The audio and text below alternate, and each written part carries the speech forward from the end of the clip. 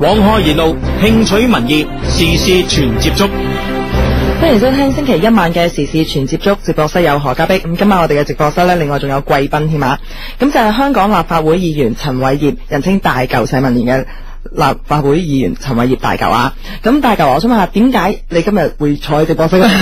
係私人行噶係咪？係啊，呢次嚟多倫多主要係探親啦，因為我媽媽舊年喺溫哥華搬咗過嚟多倫多啦。咁就即係所以舊年嚟完，今年又嚟一次啦。不過你嘅戰友咧就係社民連咧主席啦，咁啊陶君行啦，副主席吳文遠啦，同埋秘書長季思傑咧，咁佢哋咧而家雖然就人咧就唔係喺多倫多，而家佢哋咧就喺溫哥華。咁因為咧佢哋今次咧係嚟到北美之行啊，咁佢哋就嚟訪問12日，咁就去6個城市。咁電話線上面咧，我哋亦都連線埋佢哋噶。Hello， 陶君行你好。係你好。你好啊，都可唔可以講一講今次你哋北美之行嘅目的先啊？其實個目的好簡單嘅啫，就係因為我哋今年5月11號香港有個5區公投運動啦，咁有好多北美嘅朋友，有啲人組團翻去幫我哋拉票或者係投票，咁而另外咧就即使翻去唔到都好啦，都有打電話致電親朋戚友咧係即係支持我哋呢個運動啦，咁所以我哋借呢個機會嚟答謝下喺美加北美洲嘅朋友。其實係咪亦都係有意想籌備呢個海外支部咁樣咧？陳偉業都可以透露下，因為呢個建議係陳偉業話叫我研究探討下呢個可能性啊嘛，招募下我哋啲即係過去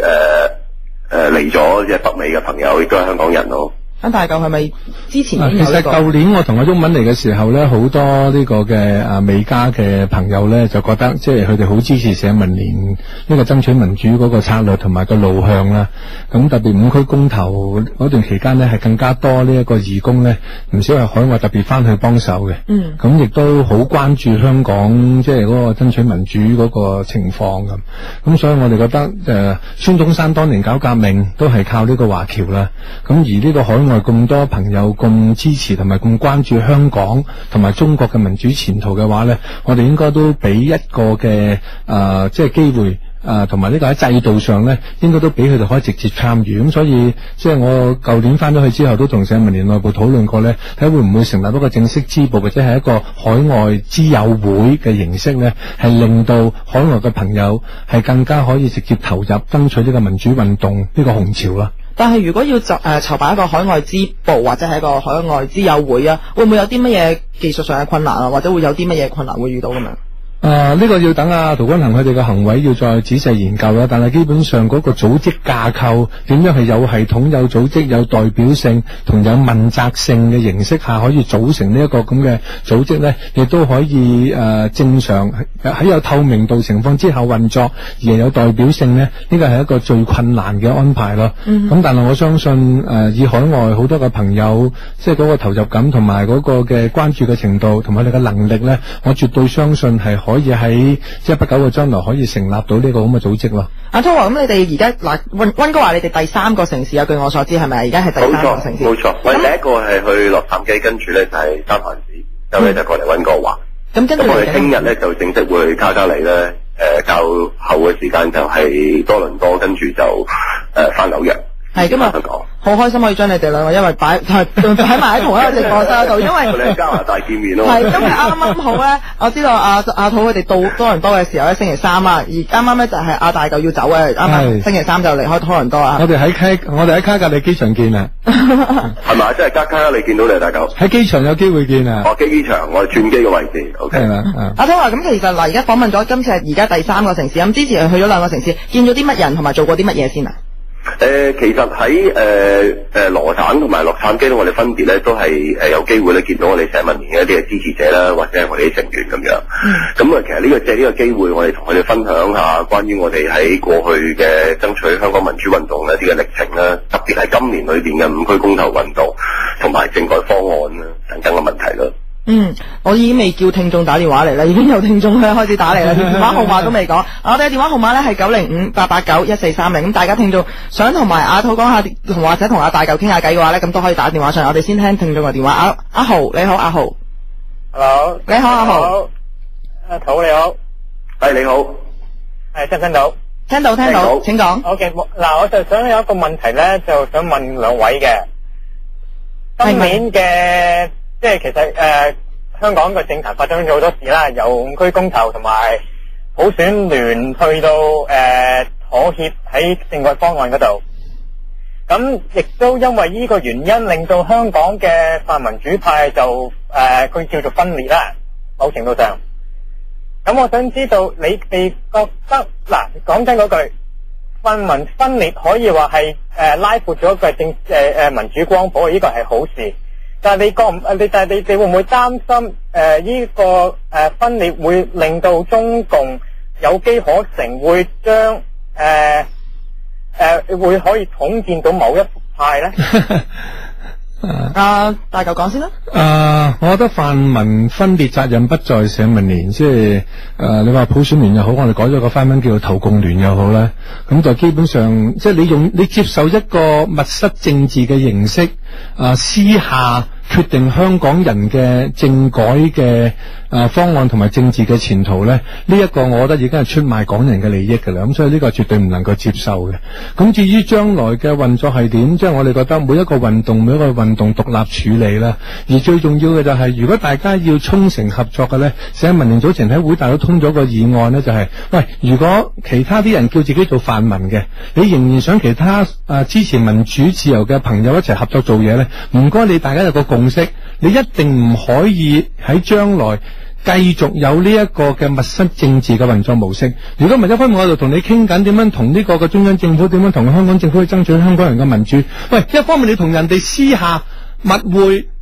即係傾掂，跟住就出賣即係自己嘅盟友。如果繼續有咁嘅運作嘅話呢，我覺得呢一個即係泛民存在與否根本係絕不重要咯。因為其實你睇翻過去嗰一年，泛民存在其實係形同虛設嘅，因為有一大部分人走去即係密室政治同人傾掂，你講乜嘢合作啫？係嘛？阿滔有冇嘢回應啊？我諗陳偉業基本上將我哋喺會大裏邊嘅決議即係嘅精神咧，係絕對完全反映咗出嚟。不過我想補充一小點咧，就係其實泛民咧基本上係一個好鬆散嘅組織。我哋因為喺民主嘅道路上邊過去咧係相同，所以我哋先團結咁樣。咁而個問題係在於，咁民主黨唔單止冇參加5區公投運動，你仲有一個密室嘅政治同中央談判，繼而係即係出賣咗即係香港嘅民主嘅話，咁好難我哋話即係佢哋仲係我哋嘅主要嘅盟友。咁所以呢個分裂嘅責任，第一唔單止唔在於即係社民連，仲係因為民主黨嘅一舉一動咧，係令到成個泛民嘅分裂嘅出現。咁當然啦，我哋嘅諗法就係可唔可以即係一個運動或一個運動去計算咧？咁所以我哋向即係民主黨或者民協佢哋提出要求，你可唔可以確保日後你同中央去談判嘅時候，可唔可以大家事前同我哋有溝通同埋協調咧？咁樣。好，多謝晒阿豪嘅電話。其實頭先咧就講起啦，話同你哋咧啱啱一個嘅特別嘅黨大會咧嘅宗旨係有關，係咪啊？即係啱啱你哋啱啱上個月傾過。我想知道你哋嗰個特別嘅會員大會裏邊咧，我睇報道咧就話你哋咧有一個有幾個概念係出咗嚟嘅，可唔可以約啦咁講下？嗱，我諗除咗係即係話我哋繼續呢個抗爭為主嘅一個路線之外咧，我哋仲提出咧，即係我哋日後咧係會採取3不嘅政策，處理新增嗰5席嘅功能組別嘅議席嘅，即係話所謂區議會改良方案裏邊咧嘅議席。咁我哋係決定咗咧係唔會提名，唔會參與選舉，亦都唔會咧係鼓勵咧市民大眾去投票。咁呢個就係我哋主要決議文裏邊嘅即係其中一個重點。咁但係咧，我另外亦都知道咧，你哋係要求呢個民主黨同埋呢個民協表態，確保佢哋以後咧喺冇市民授權嘅情況底下咧，就唔可以私自同中央政府就呢個即係特區重大嘅問題談判或者係妥協啦，係咪啊？即係我諗加拿大呢個就係剛才我同陳偉亦都分別回應阿豪嗰個問題裏邊咧，即係提及過呢一個重點。所以我諗加拿大嘅居民啊朋友就好清楚啦，因為任何呢個嘅議會嘅選舉，你省議會又好，國會選舉都好咧，你政黨嗰個綱領係好重要嘅，而你選完之後嗰個執政嘅政黨咧，要落實當年嘅選舉嘅承諾亦都係好重要嘅。咁如果佢背信棄義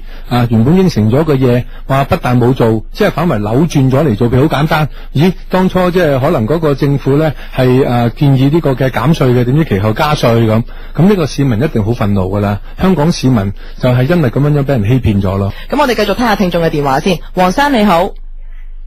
係聽唔到？係我哋或者可能係線路問題，我哋再聽下其他聽眾啊。梁女士，係你哋好，係梁女士你好，請講。係咁我想問咧，你哋除咗係我想問個嘉賓除咗係你香港顧住個民主，有冇顧住基本土生土長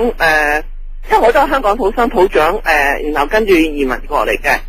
咁就係除咗民主之外，有冇對土生土長嘅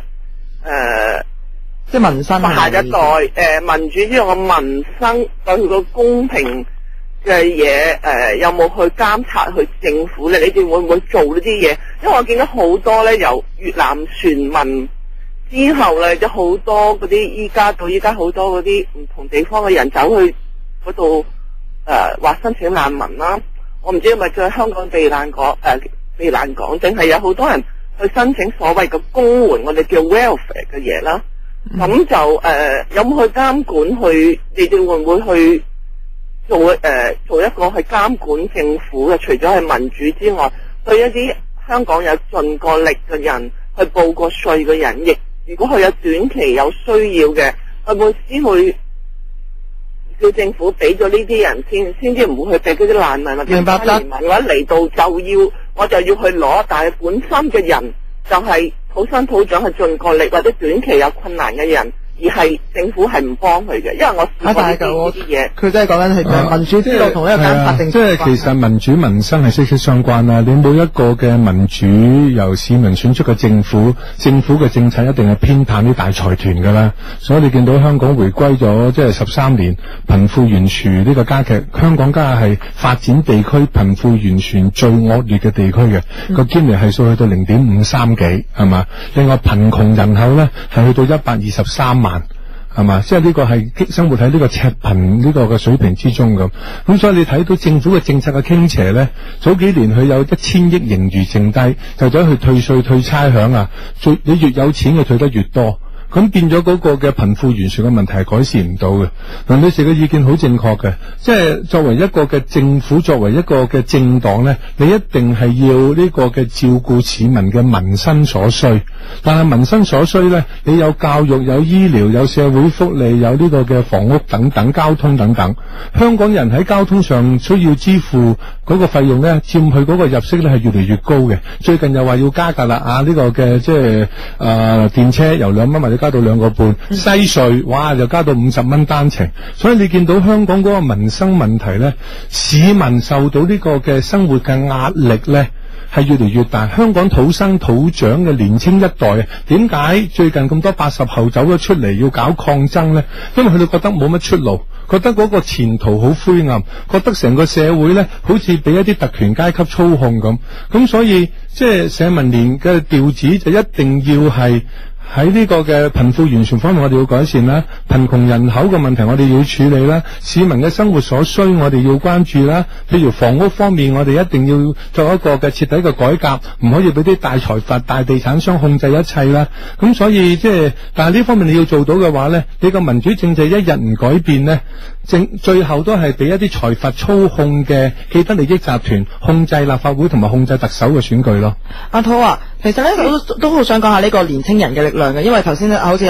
正如大舊所講話最近好多80後嘅年青人出咗嚟。我知道你哋喺部署今次嘅區議會上面咧，你哋係咪亦都係想注入呢個年青人嘅力量啊？